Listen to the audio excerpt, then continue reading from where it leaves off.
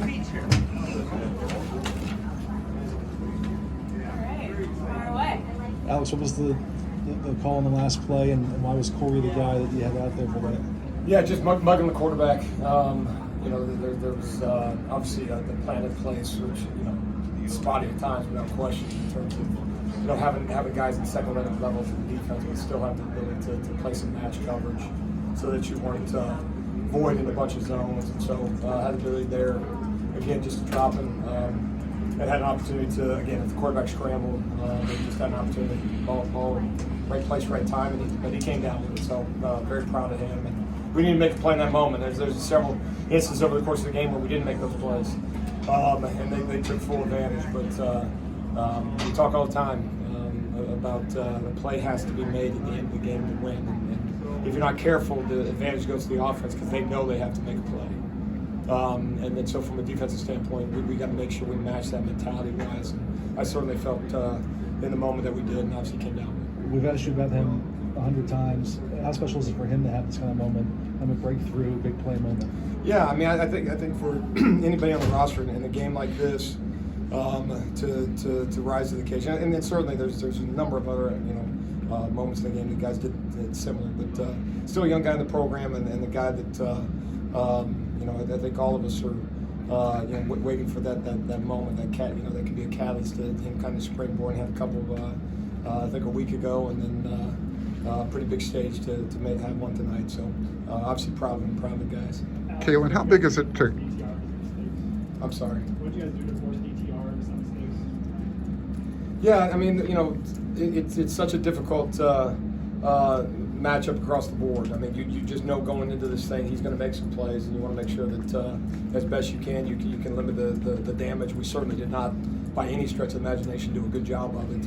But on the same token is, in some of the 2-minute situations, there was what ended up being, I guess, 2 before the half, and then there at the end is they're trying to mix coverage and try to put him in a situation where he's got to read some things and make some decisions, and then at the bulk of the game, just some really good plays for as a defensive front to kind of get him behind and force him to make some plays, and that's always a better situation to be in as opposed to the plays he makes are just candy because they're moving the ball so well. Certainly there was moments tonight where it was that way. You guys shut down Zach Charbonnet a lot with runs up the middle. What do you think kind of went into that? Yeah, moved. I'll say Thule. I mean, one word. And Calen was behind him. No, just trying to move him around and trying to have an impact, and so it kind of hit a few times and kind of stuck with that. And, so that was critical, and then obviously just the way the game turned. I think a little bit of it just commitment to the pass game, and for us to too many times tonight rewarded when the ball was thrown in the air. Okay, we got to make sure that we're finding ways to make plays on the ball. So I think maybe a little bit of that was some errors on our part. Calen, last year you guys were 4-8. You have that bad game against UCLA at home. What does it mean to you to come back to home to Pasadena, get this win here? It means a lot to me, and not just me, but my whole team. Even the guys that was here last year, we knew what happened last year, so we kind of came in here with that chip on our shoulders. So this is a big win for just the whole team, really. Alex, after all the lumps that the defense has taken, especially in the back half of this season, what does it mean to you to have this team for 4 takeaways for the first time since week 4? Turn this over? Well, I mean, we do. We talk about takeaways equal victory, and sometimes you wish they didn't. When you don't get them, you'd like to circle something else that has such a huge impact. But if we needed evidence, I certainly think we got it tonight. I mean, there was other good moments in the game without question. But no, it's critical. And we keep talking about it. We can't just simply have a first row seat to Caleb Williams and Lincoln Riley's offense. I mean, we got to make sure that we have an impact on winning games at USC. And our expectation in terms of how we play, certainly is higher than what we've done. We've touched it at times, but certainly it's been difficult for us to put 4 quarters across the board, which goes back to coaching. We got to do a better job of finding ways to get guys in position to make some of those plays, and then having a real sense as a defensive unit, that how paramount your job is. It's hard enough to get a guy on the ground when everything's perfect, against good quality opponents.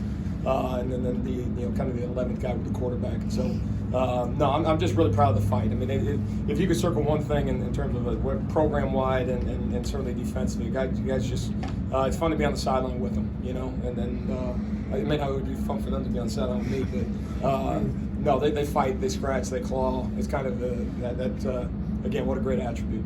What was the game plan with Eric Gentry? You got him out there for a couple plays. Did you have a setback, or was it just? Yeah, just not moving at 100%. And that's not fair to him, and obviously not fair to us to put him. Most importantly, we hoped, we wanted to. We've been itching to get him back out there, and it's obviously not smart to. If you've seen a guy kind of limp as he's pursuing, that's a obviously a flag. So maybe a week from now we'll look at it different. Did that put any more onus on Shane Lee to step up, and what do you think? Well, it did. I mean, I thought, it's tough to single out because certain moments you highlight a lot of guys, and in other moments some missed opportunities, and that probably is, the story tonight. Now, again, it's a quality, an elite coaching staff. Obviously, Coach Kelly does a tremendous job, and you know what you're in for when you take the field against them, and they got some good, certainly players on offense, and but all the same is a lot of missed opportunities as well. But no, I thought collectively, Shane included, some guys made some plays tonight, which is good. How was the challenge this year for you compared to some other years in your career, especially first years in places where you've been trying to establish things? Yeah, I mean, I think you got to look at it through a fresh set of eyes, and what you try to so hard to do, and I keep talking to these guys about 11 months, and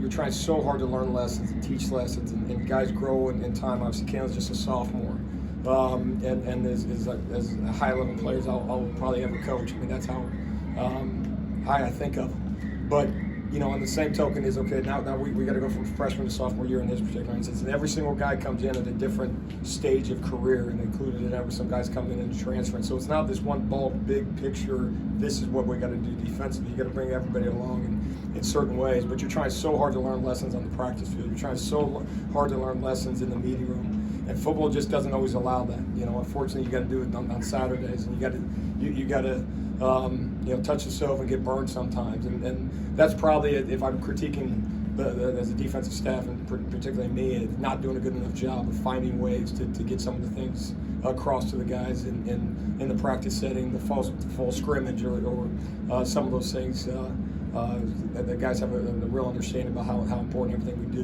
everything we're preaching, everything we're saying is, not because it's magic, but 11 dudes doing it becomes a whole lot more magical, but a lot goes into it. So, but no, we as a coaching staff, you don't make any tackles, you don't do any of those, they do that, and proud to coach them. Let's do one more each for Coach Grinch. Calen, for the guys that were on the team last year that saw UCLA put up all those points, how important was it to get this win and shut down UCLA for that last drive? Like I said, last year we knew what happened to us last year, but that was last year. So we kind of came in here with a chip on our shoulder. We knew this is a new team. We had a different mindset coming in this year. So we knew what we wanted to do coming this game, and did it. So you've been part of some pretty big, iconic college football rivalries. Now, having experienced this, how does this one stack up? Well, I think, obviously, quality programs, in both cases, but certainly at this specific year, and obviously every year is different in that, rivalries really become rivalries when you get two quality teams, and it's a back and forth, and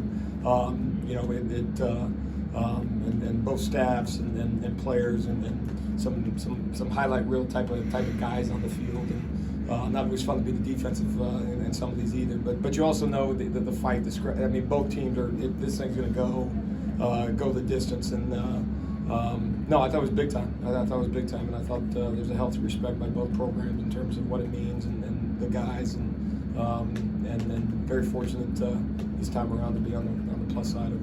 Thank you, gentlemen. Thank you.